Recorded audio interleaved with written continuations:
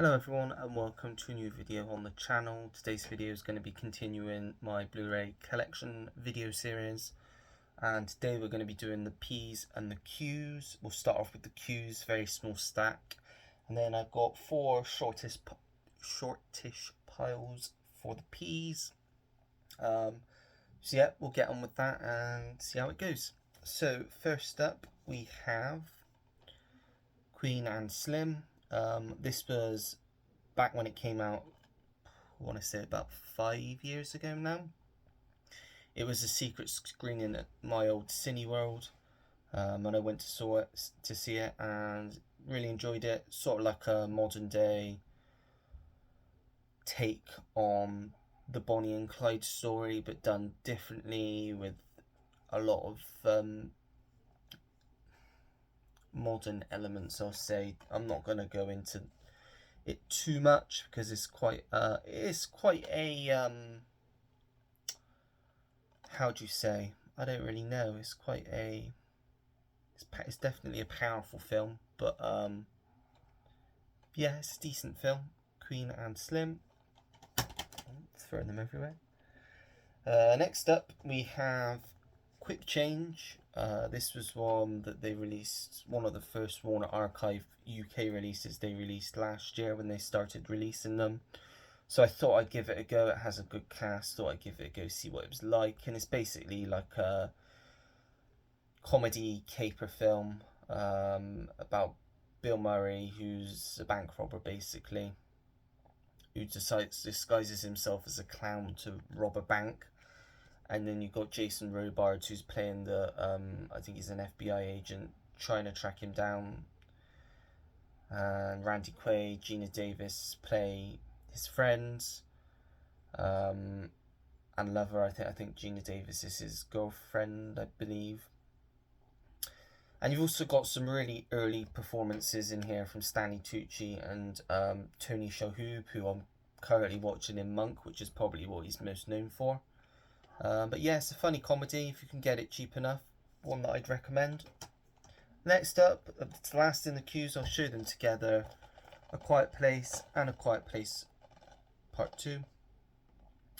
Both very good films. I slightly like this one a bit more, but they're both fantastic. Some of my favourite horror films, I would say. I rewatched them just before the new one came out, and I just forgot how brilliant they are. They're just excellent, suspense-filled, sci-fi horror films that I think are essential for any horror collector's collection.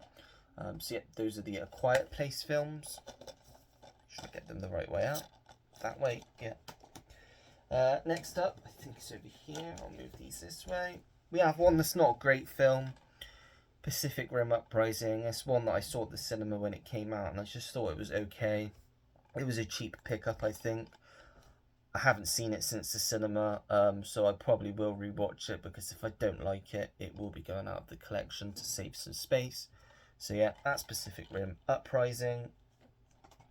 Next up we have family staple, Paddington, one of the best family films probably in the last 10 years, I would say.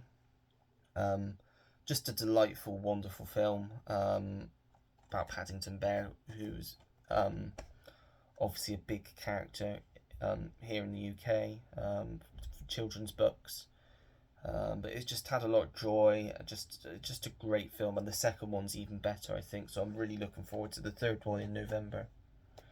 Next up we have a Michael Bay film, Pain and Gain, with The Rock, Mark Wahlberg, Anthony Mackie, and I believe as well, again, Tony Shalhoub's in this as well, and Ed Harris. About bodybuilders that get caught up in criminal activity and everything goes horribly wrong for them. I think this is an underrated Michael Bay film. I really enjoyed it. It's not as typical, lots of explosions and over-the-top action. There is a little bit of that in here, but this is more of a comedy and yeah, it's a true story as well, apparently. So yeah, that's Pain and Gain. Next up we have Paper Towns, which is a John Green adaptation. This is one that I really like. I like this and The Fault in Their Stars. Is it Their Stars? Our Stars? R. I think I just looked over. I think it's R. I like both of these. Like, I love these types of films. Again, they're sort of feel-good films about a young man who has grown up next to a girl that he's liked all his life, and they haven't really spoken since they were kids. And then she sneaks into his room one night and asks him to help her, and then she just disappears, and he has to go along with her friend and his two friends to go and find out what's happened to her and where she's gone. So it's like a road trip movie for most of it. Yeah, it's a really nice film. If you like those sorts of films, definitely worth a watch. Next up, we have, I forgot I kept this in the collection, Pan's Labyrinth with the horrible CEX stickers on them. I actually forgot I kept this in the collection. I thought I'd gotten rid of this, purely because this was one I studied at college for film. I dropped out of film purely because I didn't like the way that they were really deconstructing and breaking down films. If I want to watch a film, I just want to watch it to enjoy it. I don't want to have to overthink it too much. And this was the first film we did, the only film that I actually stayed around for, and it kind of ruined it a bit for me. I'll give it a few more years, and then I probably will rewatch it because it's Guillermo del Toro, and everybody loves it. And I don't think we saw it all the way through. We mainly just saw clips of it, I think, which is probably a reason why. And we just broke the clips down so much, it just ruined it for me. But yeah, Pan's Labyrinth, one I will give another go again because I thought I'd got rid of it. I'm happy it's in the collection because it's one I want to give another chance. Then we have The Perfect Storm. Really great film this is. You've got George Clooney, Mark Wahlberg, Diane Lane. I'm sure there's someone else on the boat with them. Oh, it's John C. Reilly, yeah. I thought it was John C. Reilly. William Fichtner, Karen Gillett, Karen Allen. Yeah, good cast. Music by James Horner. It's a Wolfgang Peterson film. Again, based on a true story, I believe. Quite very sad, very powerful film. If you like your true stories and you like the actors involved, definitely worth a pick up. Next up, we have Parenthood, which is a Ron Howard film. Great cast this has. This has got, as you can see from the front, Steve Martin, Rick Moranis, Martha Plimpton, Keanu Reeves, Jason Robards, Mary Steenburgen, Diane Wiest, and a very young, one of his first roles, I think, Joaquin Phoenix, who I think is credited as Leaf Phoenix in this. But I really like Ron Howard's films. I know he's very hit and miss for a lot of people, but the majority of his films I really enjoy. And this is very pleasant, very funny, very heartwarming. Steve Martin's great in this, about basically a big family and parents, and yeah, well, as the title suggests, parenthood. Yeah, definitely a must-have for me. And if you like comedies, definitely one that you should have. Next up, we have Passenger 57. Wasn't big on this one. Wesley Snipes. It's not very long. Yeah, I wasn't big on this one when I watched it, but I do like these sorts of films, like on a plane, like a hostage sort of thing. I really liked Hijack last year, the series with Idris Elba. So it's mainly still in my collection because I do want to give it another chance to see if I like it more on a rewatch. But yeah, it didn't really do much for me when I first watched that one. And next up we have Passengers, one I saw at the cinema. Picked this up in the British Heart Foundation a few years ago, £3, probably a little bit more, too much. It's probably cheaper in CEX, to be honest, but it's one I wanted. I enjoyed it. It's not the best film, but yeah, overall it was an enjoyable film, space film, and I liked the idea that it had. So yeah, that's Passengers. Trying to work out where's next. I think I put the piles the wrong way up. No, this is the right way up. Patch Adams, this was one of the very first Blu-rays I got in my collection. I don't know where I watched it first, probably on Netflix during the first lockdown, which is where I watched a lot of my now favourite films. A really underrated Robin Williams film. Again, really heartwarming, really funny, quite sad as well, in bits. And it's based on a true story about Patch Adams, who basically uses humor to help his patients.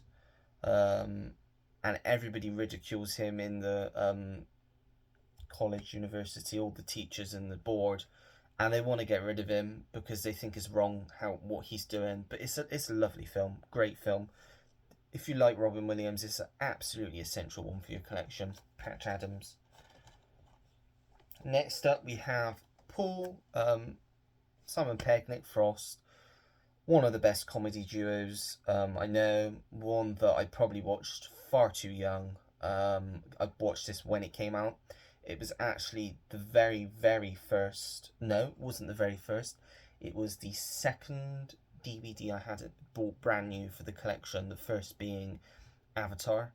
And then I think when this came out, I asked my mum to get me the DVD when it came out, and she did. She didn't know what it was about, so I kind of got lucky there. But yeah, I love this film. And you got Jason Bateman, Kristen Wiig, Bill Hader, Sigourney Weaver, obviously Seth Rogen as Paul. Just a great film. The amount of times I've watched this, I just love this film. Yeah. Where are we going to move here? Paul Blart Mall Cop, another one I grew up on. Not for everyone, but I really like it. I find it very funny. I can't stand the sequel though. I just think it's a load of crap, the sequel.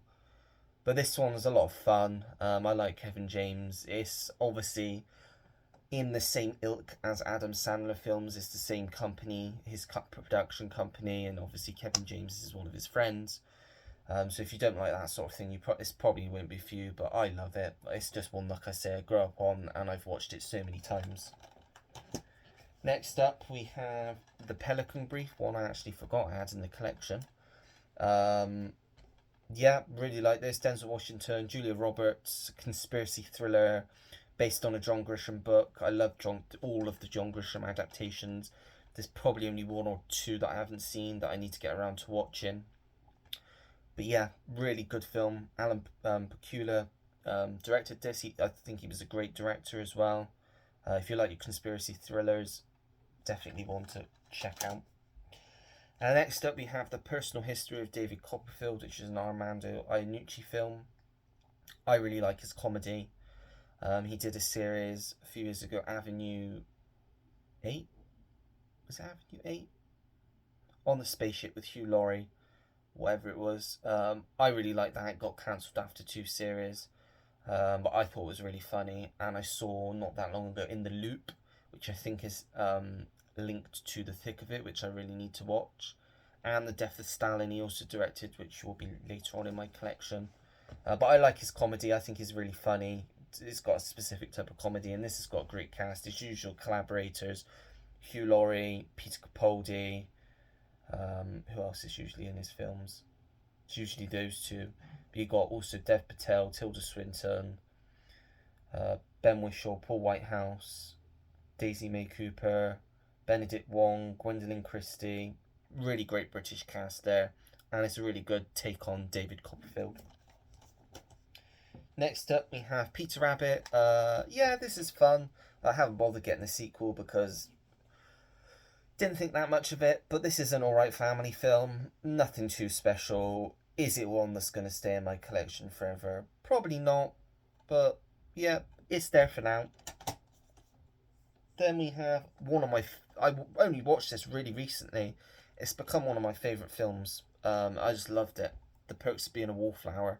Excellent coming-of-age teen drama where you've got Logan Lerman, Emma Watson and Ezra Miller.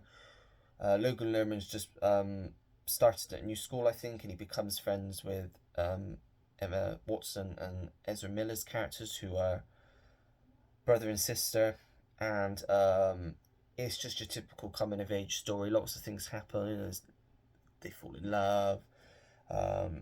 Sad stuff happens. It's just really good. Paul Rudd's in it. I completely forgot he was in it. He's great in it. You've got Joan Cusack. She's got a very small role at the end. But yeah, if you like these sorts of films, definitely one to add to your list. Then we have The Phantom of the Opera. I'm a big fan of musicals. This is probably the one musical that I really want to see on stage. I had a list and I've basically seen everything that I've wanted to watch that was on my list except for this and Grease, which I'm seeing next month anyway. Yeah, really good adaptation. I think Gerard Butler is the Phantom. Yeah, I like it. I like the music. I like the story. It's quite creepy. Very atmospheric film. If you like your musicals, definitely one that I would recommend giving a watch. And then we have The Phantom of the Opera, very underrated film for me. Really enjoyed this, really surprised me, this one. Based on a true story about Maurice Flitcroft, who decided he wanted to just be a golfer one day, but he was absolutely terrible at it. One of the worst golfers ever. And he somehow manages to gain entry to the British Open, even though he's never played golf before, and they all laugh at him, all the officials, and try and get rid of him. It's just a really nice, heartwarming, and funny film. Mark Rylance is excellent in this. Sally Hawkins is his wife. Got Reese Ifans, who plays one of the officials that's trying to get rid of him. Yeah, really like this one. Definitely one that I would recommend checking out if you can get a hold of it. Then we have, almost knocked that over. Daniel Day-Lewis's final film, Phantom Thread, a Paul Thomas Anderson film. I really like this. Not my favourite PTA film, because he has done two of my favourite films ever in Boogie Nights and Magnolia. But it's still a very good watch, very good character study, and Daniel Day-Lewis is excellent in it, as you would expect. So yeah, that's Phantom Thread. Then we have Philadelphia, the film which won Tom Hanks' first Oscar. And surprisingly, Denzel never even got nominated, I don't think, which I think is a disgrace because I think he was excellent in this film. He deserved a nomination. It's a fantastic film about a lawyer who's he's got AIDS and he's basically fighting for his life because his firm's basically just got rid of him because he's got AIDS. They just said, we don't want you around here because you've got that disease, and they dismiss him. So he hires Denzel Washington, who's a lawyer who's a bit discriminative himself, a bit hesitant to take on his case, but he does, and they form a remarkable friendship, and it's just an excellent, fantastic film, one of Tom Hanks' best, Philadelphia. Next up, we have Philomena, one I've not seen for a long time, but I love anything with Judi Dench in. Steve Coogan's great as well, and it's a Stephen Frears film, and I think he's a great director. About Philomena, played by Judi Dench, who was forced to give up her child when she was young because she lived in... basically, she was in a convent, and she was told that she couldn't have her, and her child was just taken off of her. That's what happened in Ireland back then. And she never saw them again, never saw her child again, and it picks up years later, and a journalist played by Steve Coogan finds her story and goes to her and tries to help her find her child, and it's a really great film. Again, another really heartwarming, uplifting film, another great British film I could recommend. Last one in the pile, then we got two piles left. Sorry it's dragging on a bit. Pianist, this is a very harrowing war film. Adrian Brody won his Oscar for this. Yeah, as I say, it's very harrowing, about a man who basically got to try and survive. He gets separated from his family. He's a pianist, but he's a Jew as well, so obviously he's got to try and hide from the Nazis, get away from them. It's just there's some scenes in this that are just so heartbreaking. It's one of the hardest films I think I've sat through before. God knows what Schindler's List is going to be like when I get through to that. But it's still, I think it's essential viewing. These sorts of films I think are essential viewing for anyone that enjoys films, because it's not, I wouldn't say it's an enjoyable film, but it just really opens your mind up. Yeah, that's The Pianist. Next up, we have... What is next? That is a good question. Upside down, that's why. Next up, we have Pineapple Express, a comedy that just simply wouldn't get made nowadays. One of the late noughties comedies that we got quite frequently, most of which I enjoy. This one you got Seth Rogen, James Franco, play two stoners. witnessed something they shouldn't have witnessed, and then they're basically getting chased by corrupt cops. Um, yeah, really funny film. You've got Danny McBride in this. He's got a smaller role. He's really funny in it. Gary Cole, who's in NCIS now. I really like him. I think he's a great actor. You don't really get to see him in films that much, but I think he's really funny. Rosie Perez as well. She's really funny. Pineapple Express. Then we have The Pirates in an Adventure with Scientists. I remember going to see this at the cinema when it came out. Obviously, this was made primarily in Bristol, where I'm from. And I remember when it came out, we have a local museum called the M Shed, which basically showcases all of Bristol's history, and they had quite a bit of the some of the, what do you call them, clay, what they used to make the film. They had some of that in there, which was really good to go and see. And it's a film that I really like. I think it's quite funny. I like Aardman films. Aardman's just great. Proud to say that it came from Bristol, because it's one of the best things that's come out of Bristol. Great voice cast in this: Hugh Grant, David Tennant, Melda Staunton, Martin Freeman, Jeremy Piven. Just a really great voice cast. And yeah, if you like your Aardman films, if you're not that big into animated films, I say give this one a go, because this one might be for you, because it's quite funny. So yeah, that's The Pirates in an Adventure with Scientists. Next, another Pirates films. The Pirates of the Caribbean films. These are all 5 films. I never bothered with the 4Ks because I heard the transfers aren't very good, and this was cheap enough. Happy to have them in my collection like this. The first 3 are absolutely just great films. Then they kind of take a step down, but I still enjoy the 4th and the 5th one. But they definitely are diminishing. I can see why they haven't. Well, there's obviously multiple reasons why another one hasn't been made since the last one. But yeah, they're just really great films. Sorry about that, got interrupted for a second there. But we're going to keep that in the video. Well, I might edit it out, see what it's like. But yeah, really like these. These are definitely due a rewatch. Not seen any of these in years.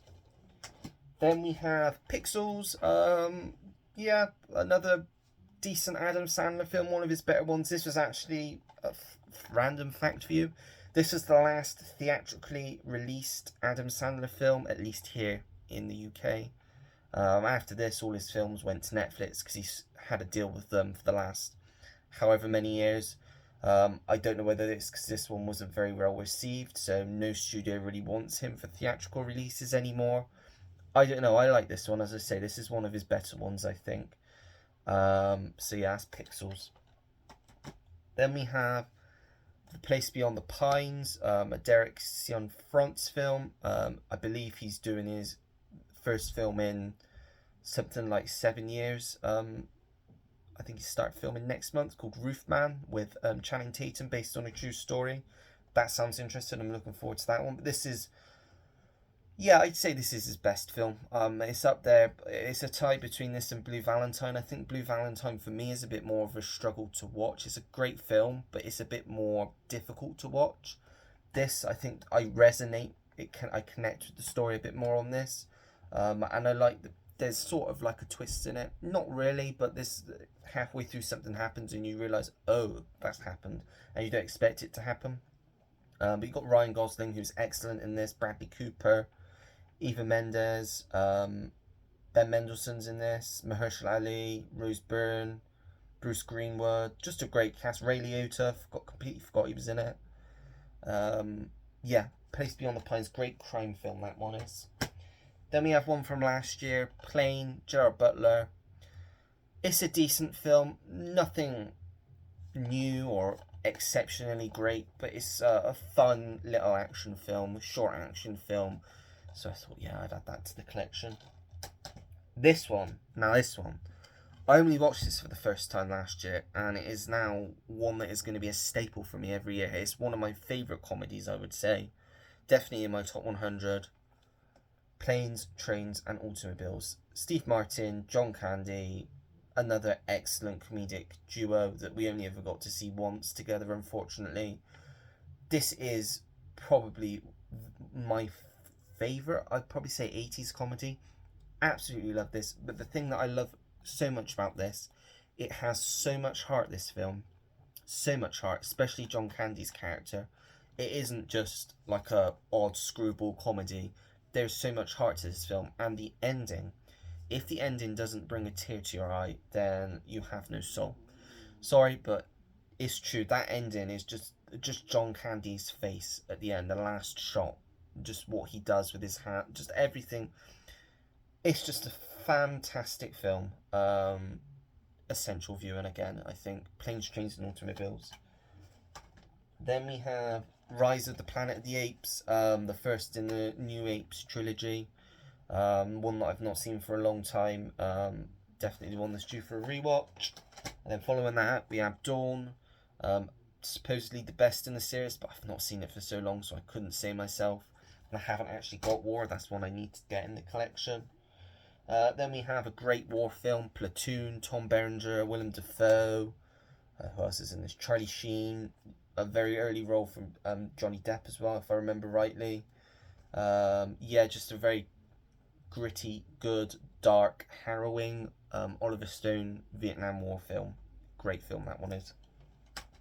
Then a newish addition to the collection, Playing by the Heart, I think is called. It doesn't actually say. I've forgotten the.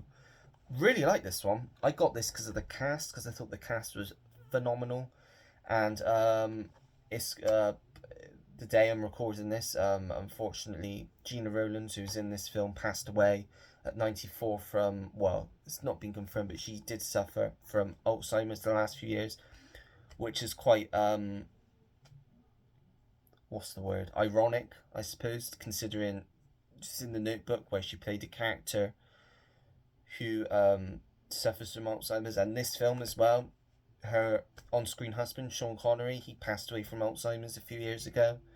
So yeah, but it's a great film, great comedy. You got very early roles from Angelina Jolie, you got Anthony Edwards, Gillian Anderson, Ellen Burstyn. Oh, she's great in this film, Ellen Burstyn. Jay Moore, Ryan Philippe, Dennis Quaid, Jon Stewart, Madeline Stowe. Just a great comedy, romantic comedy about love and partners, finding love.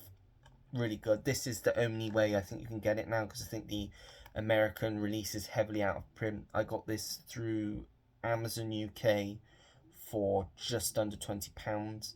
The only thing I will say is it is locked subtitles, so if that bothers you, then you may be better sticking to like a DVD release.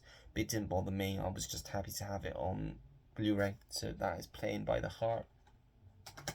And then we have Pokemon Detective Pikachu, Ryan Reynolds. Really like this one. I'm not big into Pokemon, but I thought this was a really fun like adventure film. So yeah, Pokemon Detective Pikachu. Last pile, I'll try and go through this quickly because it's going on half an hour now, and I really didn't expect it to take this long. We have the Polar Express, one that I used to love growing up. I rewatched again for the first time in ages last year. Wasn't that big a fan of it, but I do love Robert Zemeckis, so I'm going to give it another chance this year. Then we have Poltergeist, a classic horror film from the 80s. Obviously very famous because it's a film that everybody says was cursed. Directed by Tobe Hooper, but they say that he didn't. He like just walked away from it. So it was Steven Spielberg, who's the producer, took over and basically directed it. But it's a great film, really good film. This one, great horror film, Poltergeist. Then we have Poseidon, really underrated disaster, like modern disaster film. Obviously, a remake of the Poseidon Adventure, but it got great cast in this: Kurt Russell, Josh Lucas, Richard Dreyfuss, Andre Braugher's in this as well. Really good film on a cruise liner, and a massive wave basically overturns it, and they got to try and survive. Great. The Post, Steven Spielberg, Tom Hanks, Meryl Streep, great collaboration about Watergate and about the journalists that basically get the story out there. But it's very tense because it's like they're right up to the deadline. Can they do it? Can they get it out there? Because they could get arrested for treason. So, but they want to fight for the truth. Really good film. I've seen this one a few times actually. Another Meryl Streep film, Postcards from the Edge. This is a Mike Nichols film. Also stars Shirley MacLaine, who plays her mother in this. And this is basically a adaptation of a memoir by Carrie Fisher about her relationship with her mother, Debbie Reynolds. And it's a really good film, really funny film. You've got a really good supporting cast. I want to say, doesn't actually say on the back, but I'm sure that, is Gene Hackman in this? It doesn't say anywhere. Something in my back of my head says Gene Hackman's in this, but it doesn't say. Dennis Quaid's in it, Rob Reiner. Correct me if I'm wrong. There's an actor in this. It's either, I want to say it's either Gene Hackman or Jack Nicholson, but I'm pretty sure it's Gene Hackman. Let me know down in the comments if you know. Postcards from the Edge, though. Then we have The Prestige, Christopher Nolan film. Really like this one. One of the last Christopher Nolan films that I got around to watching, about magicians and illusions. Great performance from David Bowie as Nikola Tesla. Yeah, really enjoy that one. Then we have Pretty Woman, one of my favourites. Really like this. Julia Roberts, Richard Gere. Yeah, one that I try and watch at least once a year. Prisoners, probably my favourite Denis Villeneuve film. Maybe second favourite. Just a really great crime drama about a father trying to find out what's happened to his daughter. Yeah, really great film that one is. Then we have Prometheus, the prequel to Alien, obviously. Ridley Scott directed this. This was the first one I watched, and I really like this as a prequel goes. I watched this before I watched Alien and Aliens.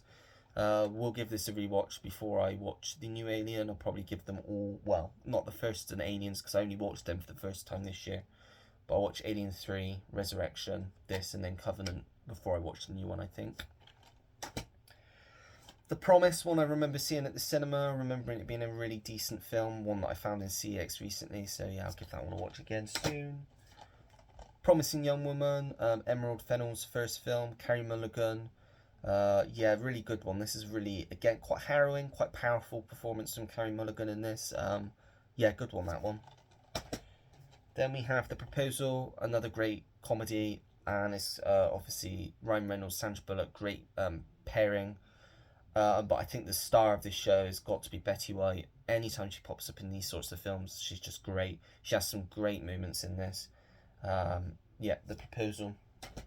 Then we have Proud Mary. This is the American import. One again, I saw at the cinema, and I liked it. I thought it was a decent action thriller sort of film. I got this one quite cheap on eBay, so yeah, that's why I got it, because I saw it cheap, so I thought, why not? Proud Mary. Public Enemies, about John Dillinger and the FBI's hunt for him. He became public enemy number one, as the title suggests. You've got Christian Bale, who's the lead FBI agent, chasing him down, trying to catch him. Marion Cotillard's in this as his love interest. Yeah, really good film, really great. This is probably the last really good Michael Mann film, I would say. Definitely one that I would definitely recommend watching. Next up, Pump Up the Volume, one that I really enjoy. Christian Slater again, one from the Warner Archive collection. It was released last year. Blind Buy for me, really like this. Another sort of small town drama about teens and that sort of thing. Like that one. A few more left. Punchline, Tom Hanks and Sally Field. This was before they did Forrest Gump. It's about a housewife who wants to be a stand-up comedian, and Tom Hanks, who's been kind of stealing the spotlight from her, and they have a back and forth with each other. Funny film, this one. Really good one, that one is. It's more of a drama than a comedy, though, I would say, but decent watch. Two left. We have The Purge. Really good horror film. Probably the only one that you need to have in your collection. They kind of, I wouldn't say they fall off, but this is the best one for me personally. The second and the third's alright as well. I didn't like the fourth, and I've not seen the fifth yet. And finally, another fantastic film, The Pursuit of Happiness. Probably the best Will Smith film. Just a really great, inspirational, true story. And one that will definitely put you in a good mood after watching it. Right, that's it. 35 minutes later, and I'm done. Not quite, though. I just wanted to show something else off quickly that I received yesterday. I'm going to shout out a channel here, Blu-Roy Movies. Roy was showing this a few months ago. I'm watching through his videos at the moment, and he showed this off a few months ago, and I thought it's a great book to get because I can go through it like he did and pick out the films that I have seen just to see how many films there really are that I've not seen yet. And that is 1001 movies you must see before you die. So I've had a brief look at it. There's probably a lot of films in it. I'm just opening random pages, and I've not seen any of the ones that I'm opening these pages on. So I think there's going to be a lot in here that I need to watch, and it looks like there's a lot of good ones in here as well. So yeah, nice big book that I can take the time to go through and see what ones I have actually seen out of it. Probably not a lot, but yeah, so I thought I'd show that off quickly as well. So that is it. That is everything in my P's and my Q's in my Blu-ray collection. I'm not going to go on any further. If you've got any of these in your collection, let me know if you do. If there's any that you think I should add to the P's and the Q's, then let me know down below. Like the video if you liked it. Subscribe if you want to see more videos like this, and turn the notification bell on so you know when I have a new video uploaded to the channel. Comment down below anything and everything. I really appreciate all the shout outs the different YouTubers have been giving me recently. It means a lot to me. I'm just really happy that all the YouTubers that I watch, I'm going to give a few shout outs here, and I'll put links down below for all of them that I've been watching over the last really few months. I've been commenting on some of my recent videos, and it really means the world to me. You've got, as I just mentioned, Roy over at Blu-Roy Movies. You've got Kermit's Ghost, who's been supporting my channel for a while now. You've got Sam Glendenning at Sammy G's Movies. You've got Ash over at Popcorn and Horror. He's been a really great supporter as well. I'm trying not to forget anyone because I know I will. Just go and check out all their YouTubes. I've got some other like supporters that don't have YouTube channels as well. But yeah, I'm just really thankful that people actually are bothered to watch my videos, because I don't do this. I just do this for fun. I don't do this for views. I just do this because I enjoy doing it, and I really enjoy when people... It really does make my day when people leave me a comment, because I love interacting with other people that really have a passion for film like I do. But yeah, that is it for this video. So until next time everyone, take care. Goodbye.